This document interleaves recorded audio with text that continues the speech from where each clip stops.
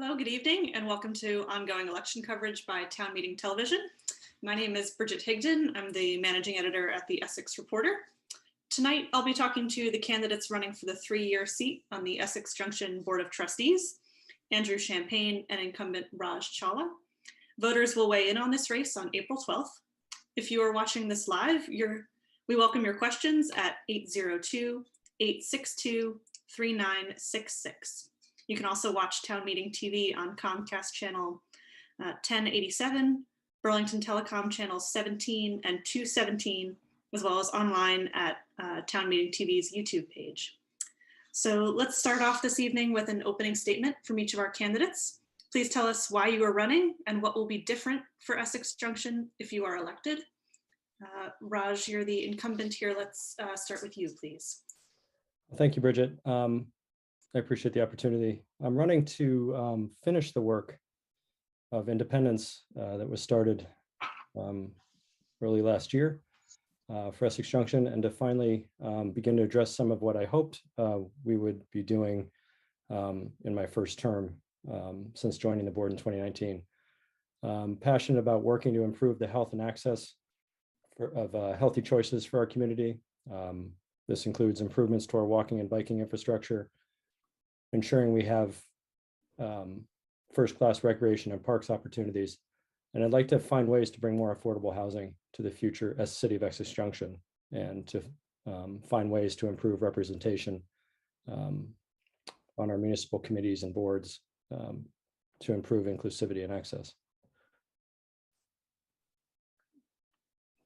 Great.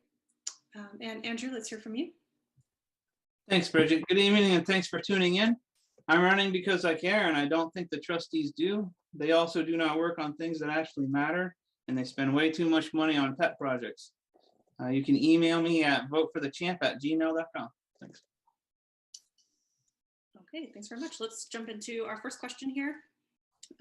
The trustees have presented a city budget for this year. Tell us if you support it and why or why not. Andrew, let's start with you, please. The budget should not be increased. The current board gave the town manager an $85,000 golden parachute. They have plenty of money. They should work on things. They should work with what they have. No new taxes.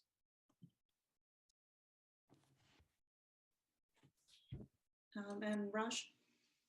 Yeah, I do support the budget. We worked on it for quite some time. I believe it's a responsible budget that reflects the fact that we're decoupling from the town of Essex in terms of ending shared management and shared service models. Based on the failure of merger and the advisory vote to separate from the town, we have moved to end those models, and we have hired a finance director and HR director. We are operating under interim co-managers as we get prepared next week, actually, to begin a search for a new manager for the municipality. Based on that, we've used about $350,000 of ARPA money, I've forgotten what the abbreviation stands for now. Rescue Plan Act. Yes, thank you. For a one-time pay down for those unexpected expenses during this fiscal year. Those weren't budgeted for this time last year. So that kept the increase to, I think, a very modest level. So I do support it. I look forward to a tax rate cut for our residents once the city is approved and our first solo municipal budget is enacted for FY24. Okay, great, thank you very much. Andrew, if I may ask you a follow-up question here. You said you would like the trustees to work with what they have, that the budget should not be increased. Can you give some examples about things that you believe should not be in the budget to back up that response?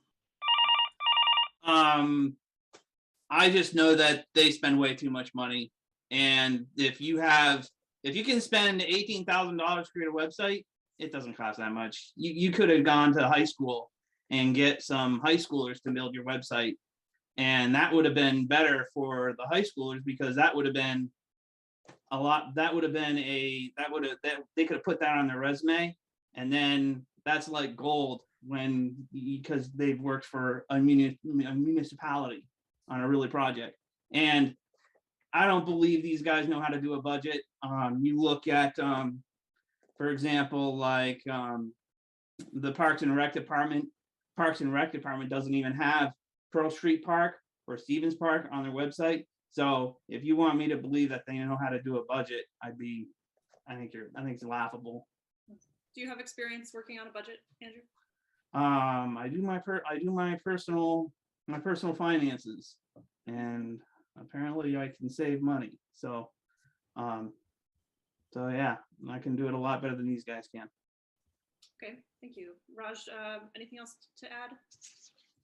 I mean, to address some of what Andy said, using high school students for free for a municipal website, especially a municipality of our stature, would be taking advantage, I think, of high school students, opportunity aside. Certainly would love to take on some high school students for internships if that's something they were interested in around municipal governance. Also, Pearl Street Park is in the town. That's why it's not on our website. Great, thank you very much. We'll move on to talking about the ballot. Can I respond, please? Sure, yes, if you have 15 seconds or so. So I wasn't mentioning we hired them for free.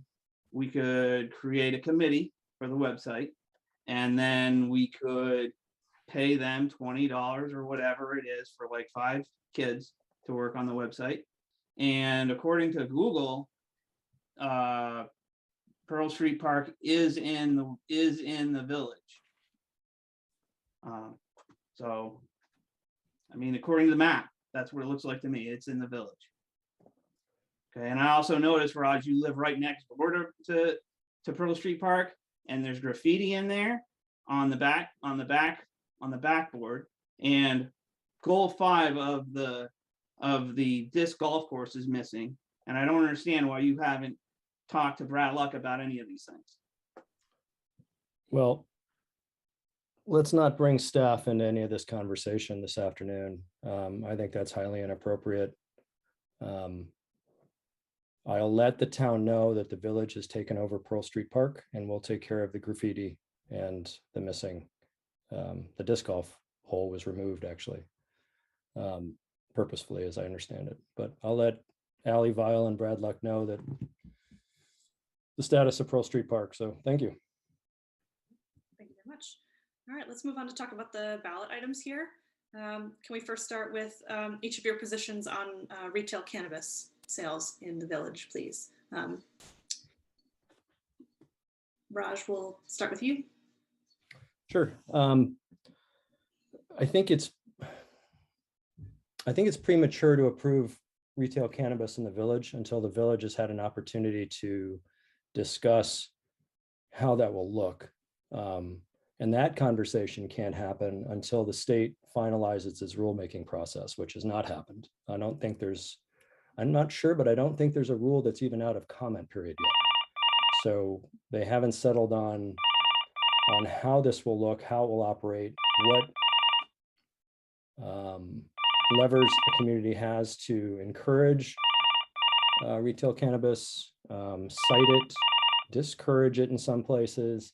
There's just we don't have any answers. So I think we are voting on it right now because as a village within town, the town took it upon itself to move full speed ahead, and they voted yes. And if we don't have a vote, then their answer controls for the village. So I would encourage folks to give the village an opportunity to have those conversations by voting no on this. And some will ask, well, isn't that going to be more expensive if we have to have a whole nother election before retail sales start in October? And by the way, they can't start until October. So we have plenty of time. But we have a primary coming up in August, and we can attach this question to that. We also have a November election shortly after October, that we can attach this to without losing much opportunity, should folks decide that's what we want. But I have several other reasons why I don't want it, but they all revolve around the fact that we have no answers. So I think it's an opportunity to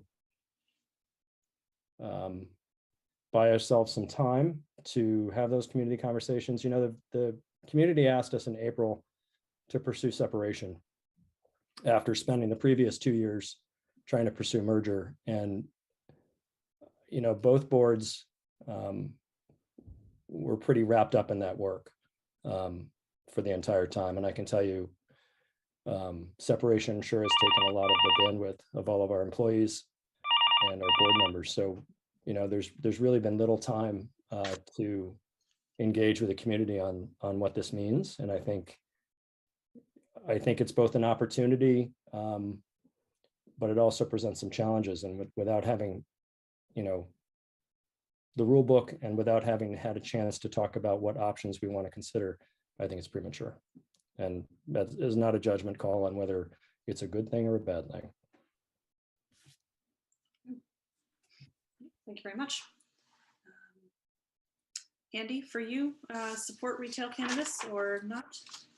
I voted no to everything on the ballot except for cannabis. I support retail cannabis as long as it abides by federal, state, and local laws. Personally, I do not smoke, drink, or do drugs. Never have. I do not recommend anyone smoke, drink, or do drugs, but if you are going to do them, you need to be very careful and very responsible. I have seen drugs and alcohol make someone depend on them to the point that all they want to do is get high and get drunk. Then take everything they have, destroy their life, and then kill them. So if you're going to do recreational drugs, be very responsible and careful about how you go about it.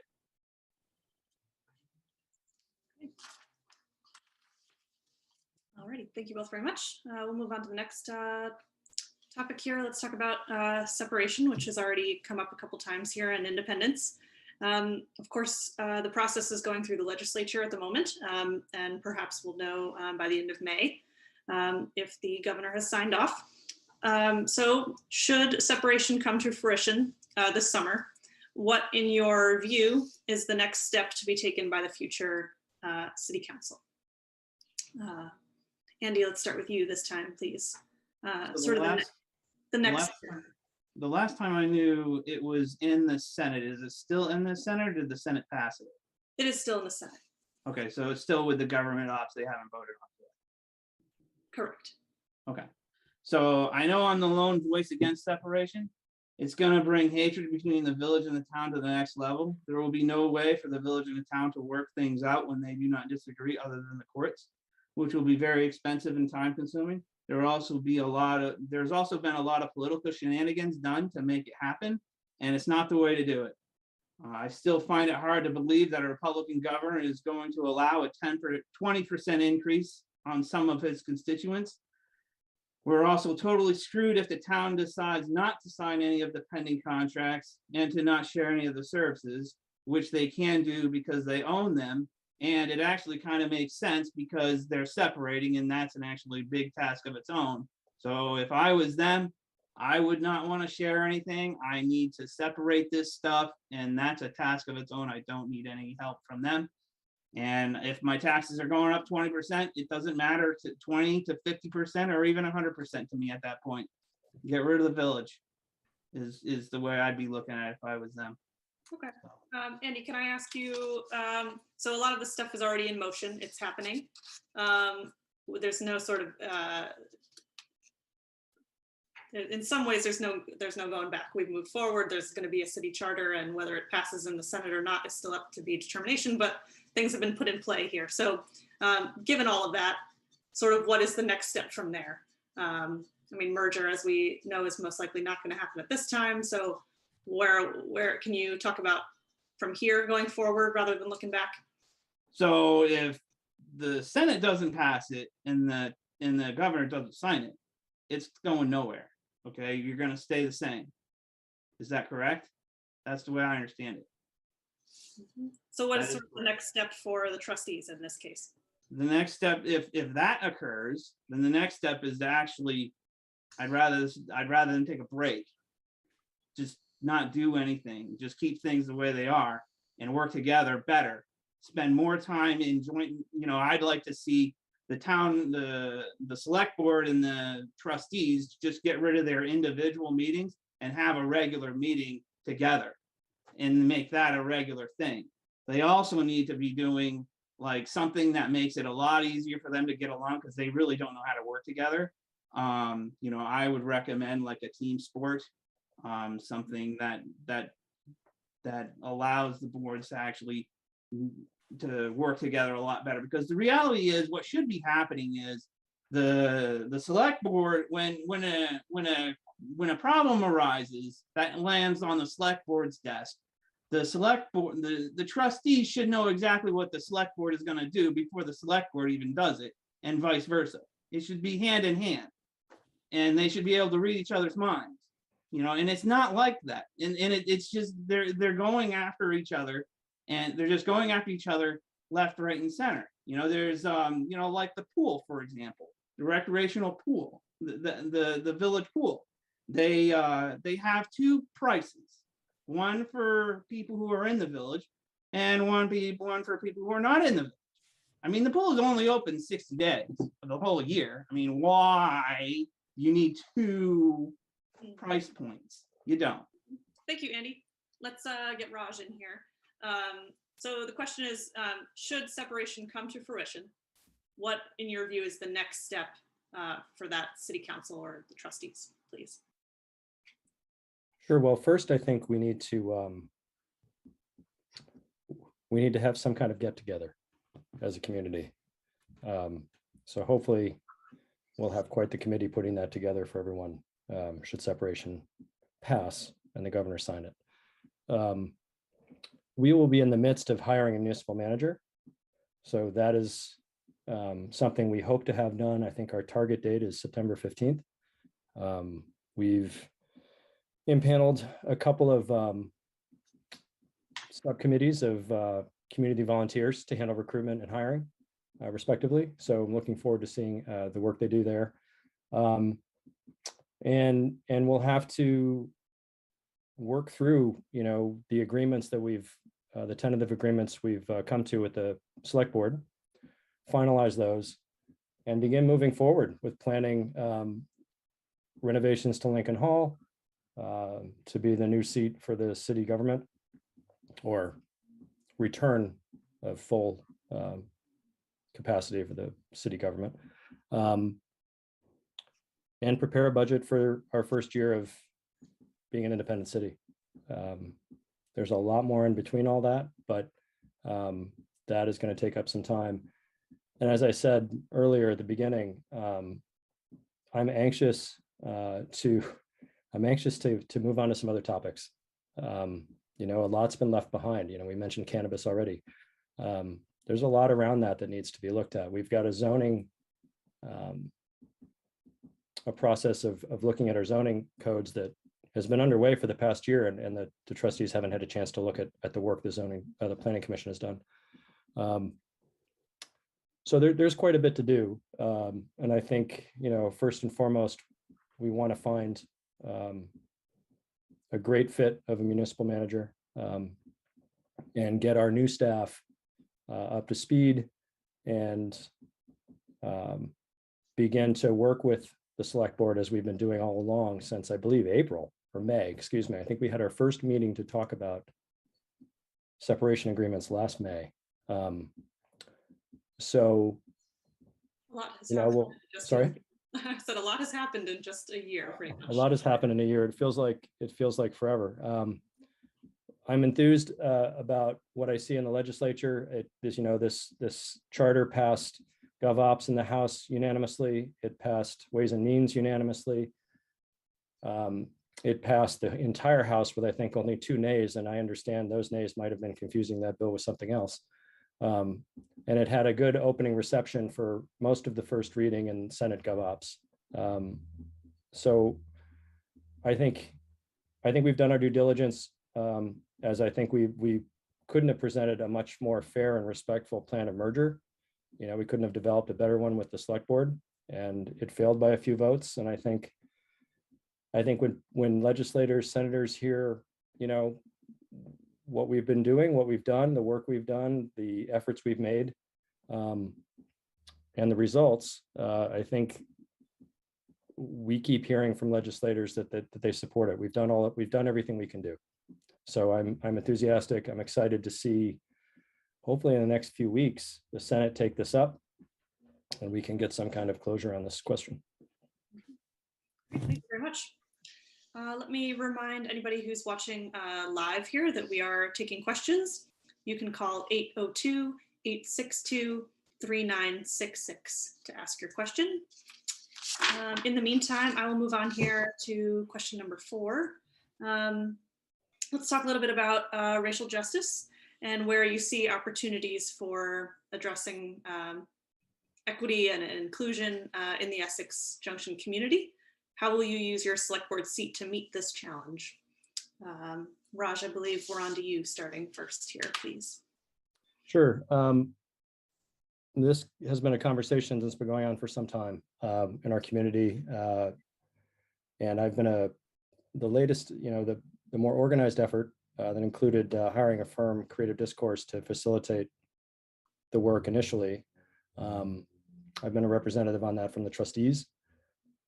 It's work that's very important to me. It's work I do at my regular job at UVM as a volunteer staff member on an advisory committee. It was important to me early on in my first term to find ways to reduce barriers to participation on committees and boards. And ultimately what we have now through the work of many folks in our municipality and in our staff, are stipends for those who need them or feel that it helps them, attend frequent committee meetings or board meetings. So I'm pretty proud of that. I think Essex Best, which is the group that's now come together around public safety and also improving representation on boards and committees. It stands for Building Equity, Solidarity, and Trust. It has had the full and eager participation of our police chief and his staff, as well as our municipal staff and management, and a very enthusiastic and hardworking and dedicated group of community volunteers. And I think they have just reported out to both boards last month. The work, I think, it will just begin and then over the next year.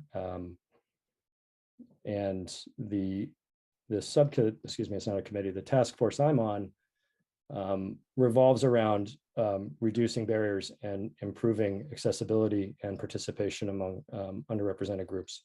So really trying to attract people to our municipal governance, to participate in our community in general, who may not normally feel welcome or able to for whatever reason.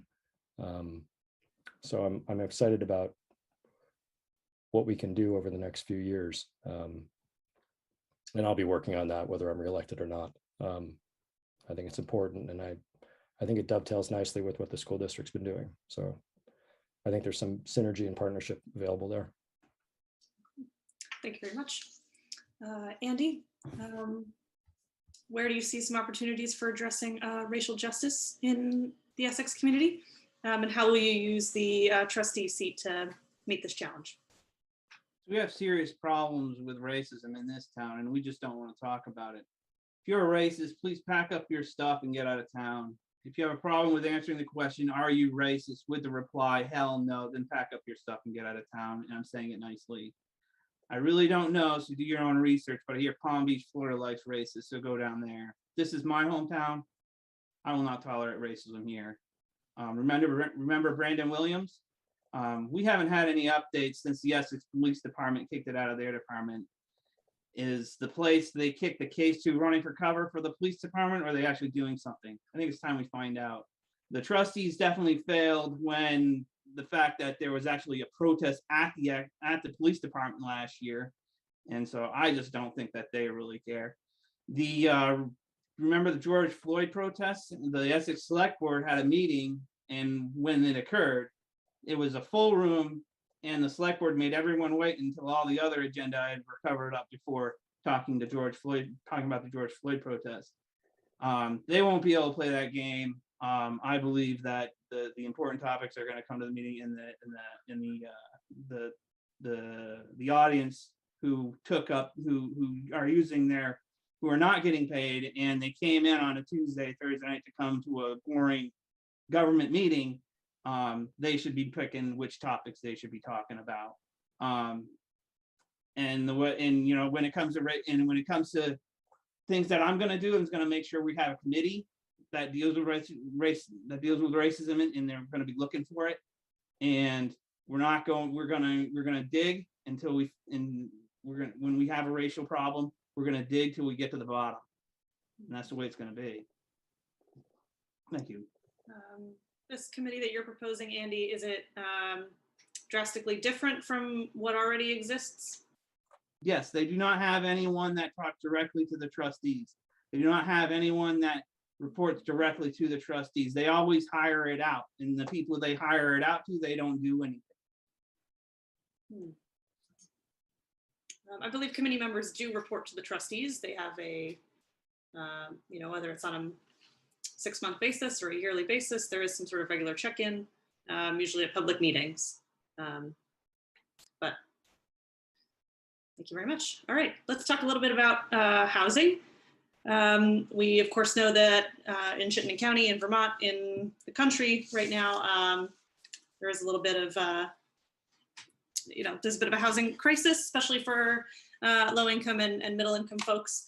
So what sort of role does the village, if any, have in that? We've got just about 3 minutes here, but it's an important subject. So let's hear a little bit from each of you. So Andy, will you start, please? Find my mute button.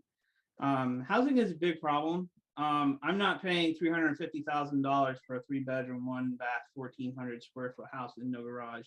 That's not happening. Nor do I understand the person who wants to pay $620,000 for a 3,200 square foot house in Essex, Vermont. We need to figure out a way to get houses back down to normal. We need to figure out a way to get houses with 4 bedrooms, 2 baths, 1,500 square feet to about $200,000 with a garage. If a developer can't build that, then they can't build here. There's many houses like this in Glens Falls to Albany area, which also has Global Foundries Multifab in that area, which is also a much nicer fab than the one we have here. Plus, the job market in that area is a lot better than here. The other reason why we need to do it is because everyone is working remote these days, so they can live anywhere. If the town and state don't get competitive, they'll move somewhere else, like Clearview Lake, California. A house on the lake with a dock in the backyard is like $300,000. 2 hours away from San Francisco, not to mention your kids won't be able to live in this area because the housing is just too expensive, so they'll have to move away, which means you'll have limited access to grandkids. Barry just implemented a missing middle program where they invested $1 million into houses that need to be renovated. We should look into programs like this and others. Okay. Great, thank you. And Raj? Well, I am certainly not an expert on this topic. We have impaneled a housing commission, joint housing commission with the select board. They are working very hard, and I understand are really getting up to speed at this point and starting to discuss just what can be done. Unfortunately, with separation, the two boards have to decide if this commission is going to work together or not. So that's coming up. I'm going to say that what the trustees need to do is give the Housing Commission what it needs to really come up with some creative answers. We have some very experienced people on that committee, way more knowledgeable on this topic than I am. So I am going to say that as a trustee, I'm going to be listening very carefully to the ideas and the programs they bring our way, and trying to do my own research based on what they bring us. Great, thank you very much. All right, and we'll just take a quick closing statement from each of you. Raj, will you begin, please? Sure. Well, again, I appreciate this opportunity. I think I'm proud of the work we did during my first term.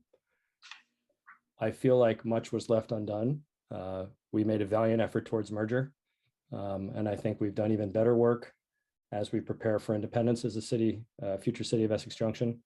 It wasn't the desired outcome, but I'm still excited about the opportunity. I'd love another term to start addressing some of these other issues and to do other work. We have a lot of energetic, enthusiastic, creative people in our community, and I think the next 4 years are going to be very exciting. Wonderful. And Andy? Thanks for watching, everybody. You can email me at voteforthechamp@gmail.com. If I am elected, one of the things that I'm going to do is I'm going to make sure that the trustees talk about things that I want to talk about. I'm not going to let things that I don't want to talk about be talked about in serious time, because I'm the elected official. It's my responsibility to make sure my things are the things that get done are things that we want done and not worked on pet projects. But thank you for coming out. Have a good night.